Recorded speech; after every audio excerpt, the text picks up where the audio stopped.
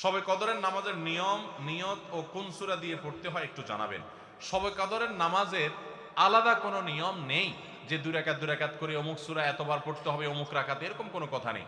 লাইলাতুল কদর বা শবে কদর হিসেবে রমজানের শেষ দশকে সবগুলো রাতে না পারলে বেজোড় রাতগুলোতে 21, 23, 25, 27, 29 এই রাতগুলোতে বিশেষভাবে ইবাদত বন্দেগী বেশি বেশি করবেন। দুই রাকাত করে যত পারেন নামাজ পড়বেন, আস্তে আস্তে পড়বেন, ধীরে ধীরে পড়বেন, লম্বা লম্বা কেরাত সিজদা খুব ভালোভাবে করার চেষ্টা করবেন। যে কোনো সূরা দিয়ে পড়তে পারেন। সূরা যদি এক রাকাতে কয়েকটা পড়েন বা একই সূরা বারবার পড়েন সেটাও করতে পারেন, কিন্তু নির্দিষ্ট কোনো সূরা পড়তে হবে নির্দিষ্ট কোনো নিয়ম নেই। ইতিকাফ থাকা অবস্থায় মুরগি বা পশু জবাই করা যাবে কিনা? ইতিকাফ বেশি। রমজানে হারিয়ে যাওয়া এমন কিছু আমলের কথা বলুন যা অধিক ফজিলতপূর্ণ আমল কিন্তু তা অনেকেই জানে না বা আমল করে না। 4টি আমলের কথা বলতে পারি।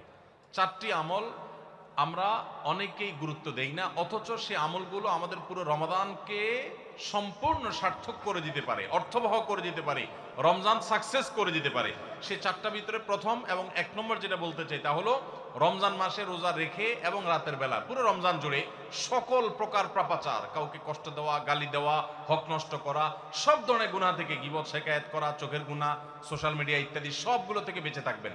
প্ল্যান করে যে কোনো মূল্যে প্রয়োজনে আমি আইডি ডিঅ্যাক্টিভ করে ফেলবো, অ্যাপ ডিলিট করে ফেলবো, তারপর সব ধরনের গুনাহ থেকে বেঁচে থাকবেন।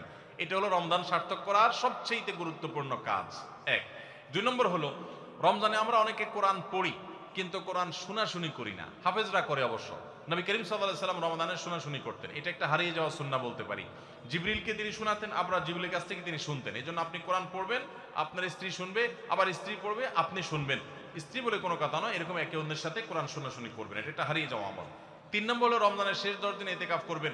রমজানের শেষ 10 দিনের ইতিকাফ এমন একটা আমল, রমজানের রোজা ফরজ হওয়ার পর থেকে নিয়ে মৃত্যু পর্যন্ত নবী সাল্লাল্লাহু আলাইহি ওয়াসাল্লাম জীবনে কখনো ইতিকাফ ছাড়েন নাই। আমরা ম্যাক্সিমাম মানুষ জীবনে কখনো করি নাই। ইতিকাফ করা হলো আল্লাহর ঘরে এসে গাট্টি বোসকা নেই পড়ে যাও যে আল্লাহ ক্ষমা করা ছাড়া যাব না।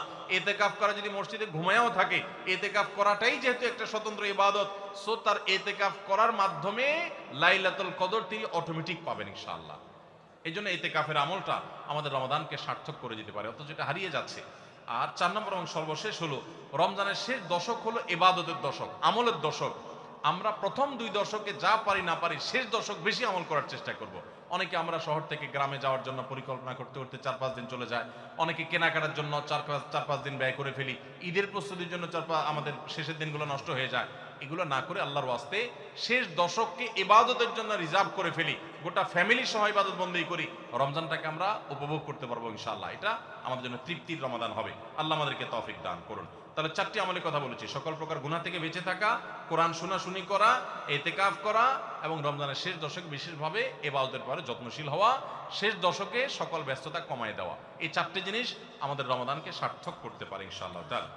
নারীদের জন্য কিছু আমল বলুন, কারণ রমজানে বাসায় সাহারি, ইফতারি, অন্যান্য কাজ করতে করতে বেশি বেশি আমলের সুযোগ তারা পান না।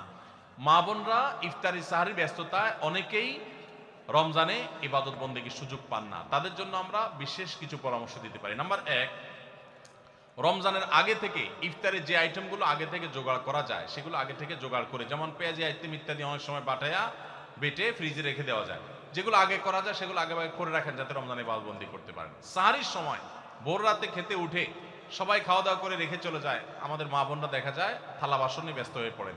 ওই টাইমে থালা বাসন রেখে, যেটা যেভাবে সেভাবে ঢেকে রেখে আপনি মাশগুল হয়ে যান দোয়াতে সাহারির সময়।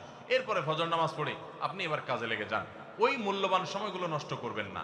আর যখন থালা বাসন ধোবেন বা ইফতার বানাবেন তখনও মনে মনে আল্লাহর স্মরণ, আল্লাহর সাথে কথা বলা, আল্লাহর কাছে দোয়া নিবেদন করা, জিকির আজকার করা, সেই চেষ্টা করতে পারেন। তাহলে ইনশাআল্লাহ আপনাদের রমাদান অর্থবহ হবে। আরেকটা জিনিস হলো, আপনারা রোজাদারদের জন্য খাবার প্রস্তুত করছেন, ইফতার রেডি করছেন, এর কারণে কিন্তু আলাদা সওয়াব পাবেন। এটা আপনাদের জন্য সওয়াব থেকে শূন্য বা খালি কিন্তু না। অতএব নিয়ত করে নেবেন যে আল্লাহ রোজাদারদের জন্য আমি খাবার তৈরি করছি, আমাকে আপনি সওয়াব দিবেন। ইনশাআল্লাহ আপনারা আল্লাহ তাআলার কাছে আজর এবং বিনিময় পাবেন। এবং মেয়েরা যদি মাসিক অবস্থায় থাকেন, রোজা না থাকে, ওই অবস্থায় তারা ইসলামিক বই পুস্তক পড়তে পারেন এবং বিভিন্ন ভালো ভালো বই পুস্তক পড়তে পারেন, জিকির আজকার করতে পারেন, ইস্তেগফার এবং দোয়া